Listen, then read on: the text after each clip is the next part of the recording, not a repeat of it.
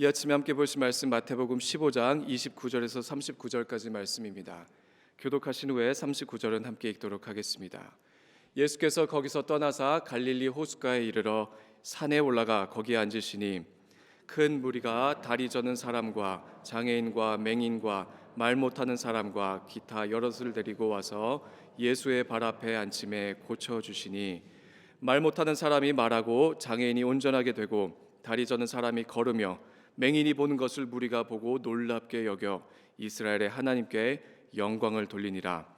예수께서 제자들을 불러 이르시되 내가 무리를 불쌍히 여기노라. 그들이 나와 함께 있은지 이미 사흘임에 먹을 것이 없도다. 길에서 기진할까 하여 굶겨 보내지 못하겠노라. 제자들이 이르되 광야에 있어 우리가 어디서 이런 무리가 배부를 만큼 떡을 얻으리이까. 예수께서 이르시되 너희에게 떡이 몇 개나 있느냐. 이르되 7개와 작은 생선 2마리가 있나이다 하거늘 예수께서 무리에게 명하사 땅에 앉게 하시고 떡 7개와 그 생선을 가지사 축사하시고 떼어 제자들에게 주시니 제자들이 무리에게 주매 다 배불리 먹고 남은 조각을 7광주리에 차게 거두었으며 먹은 자는 여자와 어린이 외에 4,000명이었더라. 함께 읽습니다.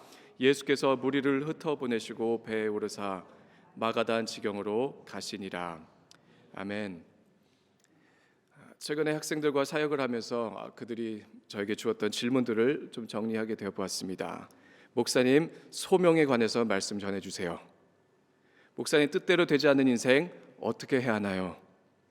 하나님의 자녀인데 왜 이리도 불안하고 두려울까요? 왜 저에게 물어볼까요? 여러분, 20대 초반 이제 본격적으로 인생이라는 전쟁터에 발을 들인 이 젊은 학생들의 마음이 쉽지 않을 것입니다. 아마 이들이 가장 많이 듣는 단어 중에 저는 AI라는 단어가 좀 생각이 났습니다. 이런 얘기 많이 하시죠? 뭐 플러머가 되라, 요리사가 되라. 네, 여러분 그게 뜻대로 되나요? 뭐 산업혁명의 중심에 있는 AI, 뭐 급격한 변화가 너무나도 많습니다. 창출되는 일자리보다 사라지는 직종들이 눈에는 더 잘 띄죠. 코로나 때 한창 코딩 붐이 있었는데 이제는 코딩이 코딩을 하는 시대에 살다 보니 여러분 이런 소리를 좀 하게 되죠. 사람과 경쟁하는 것도 피가 튀기는데 이제는 기계랑 싸워야 하나요? 우리는 뭘 먹고 살아야 하나요? 여러분 가만 보니 매 시대마다 들어왔던 이야기 같습니다. 20년 전에 비슷한 내용의 기사를 본 적이 있습니다. 80년대 초반부터 중반까지 태어난 사람들이 제일 불쌍하다. 아날로그 시대, 디지털 시대, 경제의 급격한 성장이 가져왔던 그 혜택이 사라졌던, 이제 직장 다니면서 돈 벌면서 집 사기는 글렀다. 이제는 가능성보다 위험과 리스크가 많아진 이런 시대에 태어나 직업을 찾는 것이 얼마나 어려운 일인가. 이러쿵저러쿵 한 연세가 많으셨던 목사님께서 이런 말씀을 하신 적이 있습니다.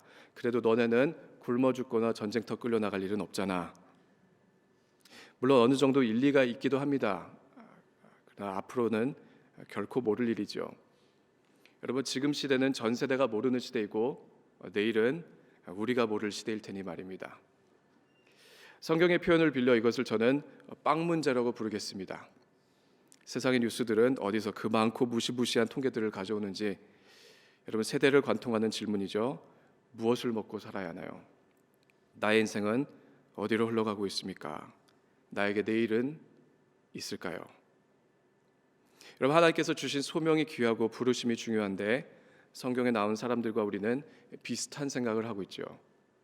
하나님 당장 먹고 사는 문제가 해결된다면 주님을 더욱 잘 섬길 수 있을 것 같아요. 주님을 위해 더 헌신할 수 있을 것 같아요. 여러분 분명 빵 문제에 대한 이 해답은 누구에게나 필요한 해답으로 다가올 것입니다. 여러분 복음서가 갖고 있는 여러 가지 기능들이 좀 있습니다. 그 중에 하나는 이 여러 사건들이 기록되어 있는 여러 사건들이 무언가를 증명하고 있다는 것입니다. 여러분 예수님께서 당신이 하나님의 아들이심을 말씀을 하고 다니셨죠. 하나님의 나라를 가르치셨습니다. 이 모든 것이 빈말이 아니었음을 예수님께서는 말씀의 권위와 권능을 통해 입증하고 계신 것이죠. 그래서 예수님께서는 모든 사람의 지식과 지혜와 철학 위에 계심으로 결국 살아계신 하나님의 말씀 그 자체이신 것을 보여주고 계신 것입니다. 그는 안식일의 주인입니다. 영혼의 인생의 참된 쉼을 주시는 분이시죠. 그는 또한 모든 병을 치료할 수 있는 치료자가 되십니다. 사람의 몸과 마음의 유일한 주이시죠. 온갖 귀신들을 쫓아내시는 권능자로서 모든 영들 위에 계신 분임을 증명하고 계십니다. 거기에 이제 바람과 파도도 꾸짖으시죠. 자연과 만물 위에 계시는 분이십니다. 그리고 오늘 보았던 것처럼 오병이어에 이어 이제 칠병이어를 행하심으로 많은 것을 보여주셨을 텐데, 저는 그 중에 하나, 사람의 먹고 사는 문제까지 조금의 노력도 없이 완전하게 다스리시는 분이심을 보여주고 계신 분, 그래서 나아가 죽음을 이기심으로 부활의 주이시며 영생의 하나님이심을 여러분 하나님의 아들께서는 하나하나 꺾어 나가심을 통해 증명해 나가고 계신 것입니다. 표현이 조금 저급하긴 하지만 도장 깨기와 같은 개념이겠죠. 예수님을 움직이게 하는 특정한 원동력이 있었습니다.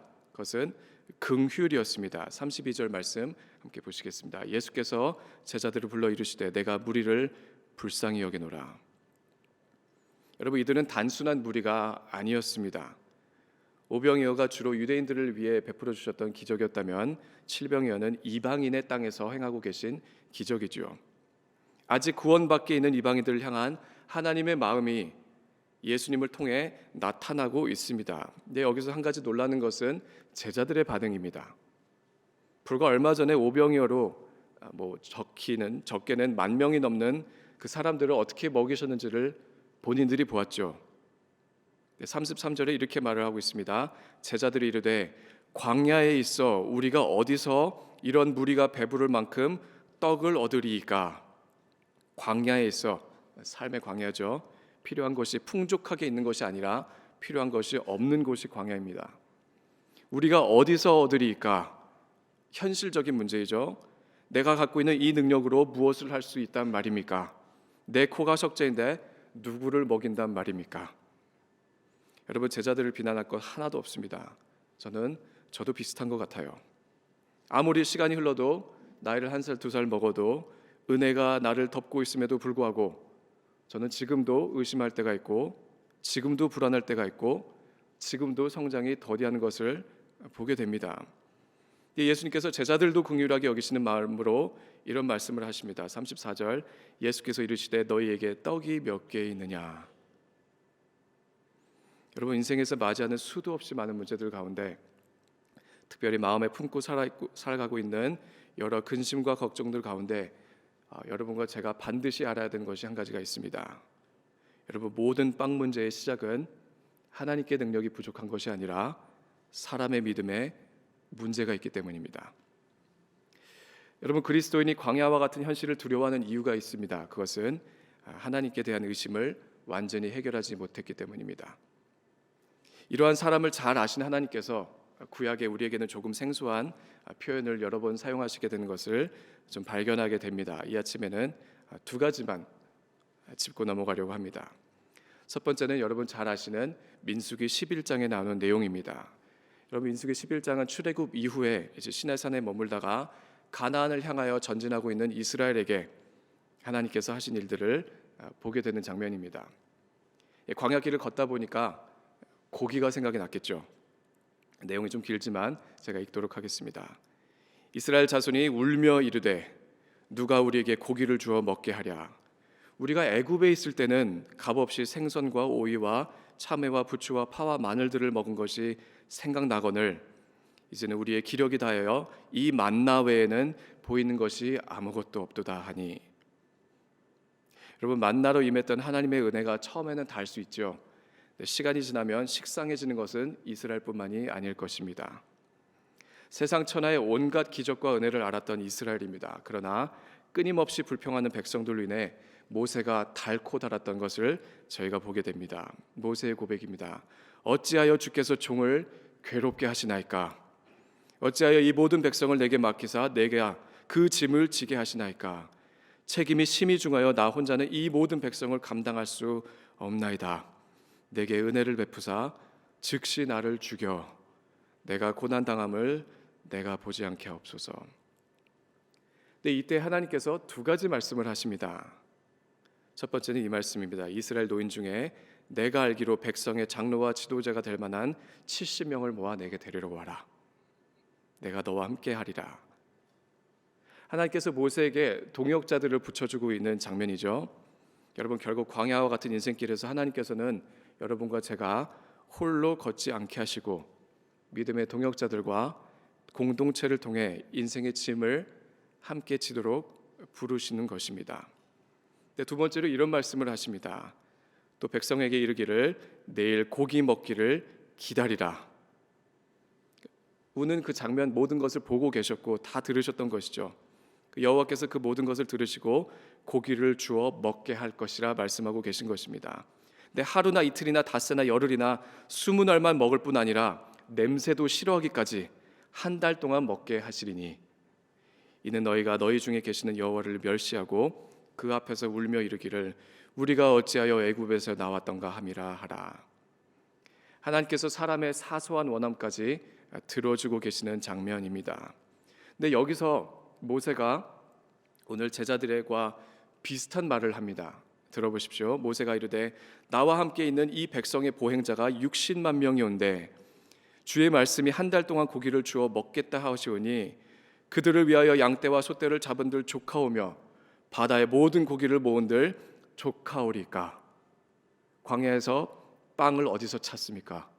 하나님 이 사람들을 어떻게 먹일 수 있으시겠습니까? 여기서 하나님께서 사용하신 한 가지 표현이 있습니다. 저는 이 표현이 저와 여러분의 심령을 관통할 수 있는 표현이라고 생각을 합니다. 여호와께서 모세에게 이르시되 여호와의 손이 짧으냐? 내가 이제 내 말이 내게 응하는 여부를 보리라. 예수님께서 칠병이어를 통해 하나님의 손이 짧지 않으심을 보이셨던 것처럼 그리고 이방인들이 이를 보고 뭐라고 하죠? 이스라엘의 하나님께 영광을 돌리니라. 오늘도 실패 없이 실족하는 우리를 하나님께서는 그 모세와 같이 여기시고 긍휼하심으로 덮으시고 나아가 하나님께는 능치 못하신 분이 없음을 이스라엘과 제자들 통해 보여주고 계신 것입니다. 여러분, 두 번째 여호와의 손이 짧지 않음을 보여주는 본문이 이사야 59장에 나옵니다. 1, 2절 말씀을 제가 읽겠습니다. 여호와의 손이 짧아 구원하지 못하심도 아니요 귀가 둔하여 듣지 못하심도 아니라 오직 너희 죄악이 너희와 너희 하나님 사리를 갈라놓았고 너희 죄가 그의 얼굴을 가리어서 너희에게서 듣지 않으시게 함이니라. 여러분, 이스라엘 가운데 공의가 사라졌던 적이 많았죠. 그리스도인의 삶 가운데 하나님의 기준이 사라질 때가 많습니다. 그때 나타나는 현상 중에 하나가 바로 이것입니다. 하나님께서 나를 버리신 것과 같은 현실에 놓이게 되고 본문의 표현대로 평강을 알지 못하는 삶으로 전락하게 되지요. 우리가 빛을 바라나 어둠뿐이요 밝은 것을 바라나 캄캄한 가운데 행함으로 강장한 자 중에서도 죽은 자 같은지라. 너무나도 마음에 와닿는 표현입니다. 하나님의 백성이 우리의 화물이 우리와 함께 있음을 인정할 때, 그리고 우리의 죄악을 우리가 안다고 고백할 때 하나님의 긍휼의 역사가 임하는 것을 또한 이사야 59장에서 보게 됩니다. 여호와께서 이를 살피시고 그 정의가 없는 것을 기뻐하지 아니하시고 사람이 없음을 보시며 중재자가 없음을 이상히 여기셨으므로 자기 팔로 스스로 구원을 베푸시며 자기의 공의를 스스로 의지하사 공의를 갑옷으로 삼으시며 구원을 자기의 머리에 써서 투구로 삼으시며 보복을 속옷으로 삼으시며 열심을 입어 겉으로 삼으시고. 계속 읽습니다. 구속자가 시온에 임하며 야곱의 자손 가운데서 죄가를 떠나는 이 자에게 임하니라. 여호와께서 이르시되 내가 그들과 세운 나의 언약이 이러하니 곧 내 위에 있는 나의 영과 내 입에 둔 나의 말이 이제부터 영원하도록 내 입에서와 내 후손의 입에서와 내 후손의 후손의 입에서 떠나지 아니하리라 하시니라. 여호와의 말씀이니라. 이사야 59장입니다. 사실상 구약에 암시된 이 예언을 좀 들어보십시오. 기뻐하지 아니하셨다. 사람의 상태를 보시고 하나님께서는 진노하기만 하시는 것이 아닙니다. 여러분, 하나님을 움직이게 하는 원동력은 진노가 아니고 긍휼입니다.